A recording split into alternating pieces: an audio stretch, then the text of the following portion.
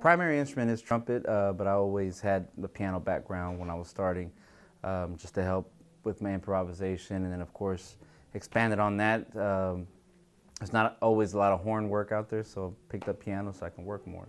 So. It was the easiest thing to carry.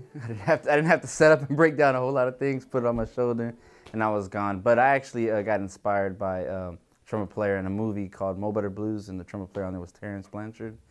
And I heard that when I was about 12 or 13 or so.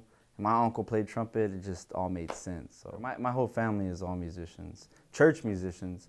Never really went into the jazz side of things. But then right before my grandfather passed away, I actually found out that he was a pretty big jazz guy, and he actually played guitar, and he showed me some things that I never knew he could do.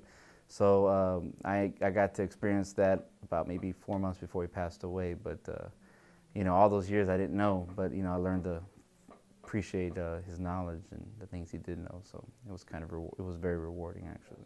I've actually known Mr. Diaz since I was about 6 years old. Yeah, my sister is years older than me, so she was in the band program during the summers, and obviously she was my babysitter. So I was up here all the time at MacArthur, and since it was too hot to be out there, I would be in here, and I would actually, I had learned like their whole show that the marching band was working on by ear, and I would play it on piano. So that's when Mr. Diaz was like, hey, told my parents he has a really good ear, you should definitely make him pursue it, and he's always kept in contact with me until I actually came to MacArthur, and then I of course went straight into his program and started up. Benefited a lot. I've worked with other people that didn't come here, they weren't in this program, and even in college that weren't in a program that actually had a passion and took it as serious as Mr. Diaz, actually how serious he made us take it. So I just saw the lack of musicianship, lack of focus, the lack of prepping for for their reading their music, improvisation, and their approach to their instruments. He just being here just helped us really appreciate music at an early age and got a lot of that stuff out of the way of the awkwardness. So by the time you were ready to go to the next level, as a musician, you were ready. It was just really all on you. But definitely, I owe a lot to my development, to Mr. Diaz, and my whole state of mind when it comes to music. Now I'm still playing. Just came off a Grammy Award-winning album. Well, we didn't win, unfortunately, but a couple of years ago, one of the albums. So I'm actually I've been on 2 Grammy nominated albums. I won in 2007. We didn't win this past one, but came pretty close. The first one that I was on was it was a Christian album where I arranged all the horns, and I also performed was with Marcus Witt. The album was Caliente. It won Best Album, and we got a little plaque and certificate.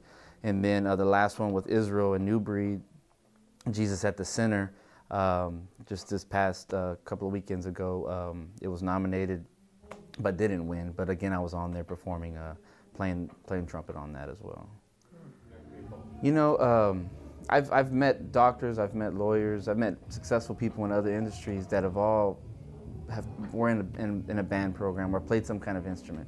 So a lot of times when I talk to them and they find out that I'm a musician, they say, "Do your kids, are they working on music?" And I've shown my kids right now, they're too young to be in a music program at school, but I show them piano and basic fundamentals and things like that. And every one of them that's been successful in these industries have all said how important it is and how much smarter a lot of these kids are, because they learn at such a young age how to multitask and how to just approach things differently. Like I mentioned earlier about how Mr. Diaz helped us approach music. It's just important because it just helps these kids. I wouldn't say it gives them any culture, but it definitely gives them a different aspect on just a regular kid's life.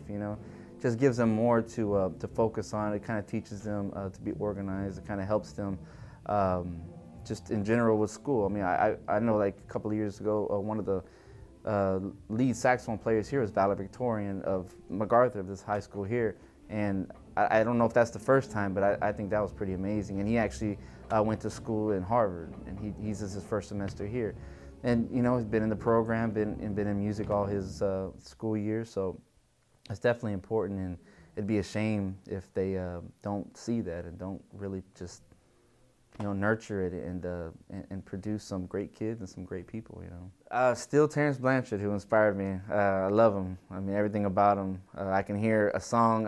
He actually scores a lot of movies now, and of course scores all of Spike Lee's movies. So every time the Spike Lee movie comes out, they already know I'm going to buy a ticket to go see that. But Terrence Blanchard definitely is a big influence for me. But Freddie Hubbard is, right now I've definitely been concentrating a lot on just his approach and his style and his soulfulness over things. And then of course, Clifford Brown was a big influence when I was in high school and college. But right now, those three are my main focus of what I'm listening to, just because of the different styles and different things they're able to bring to the table.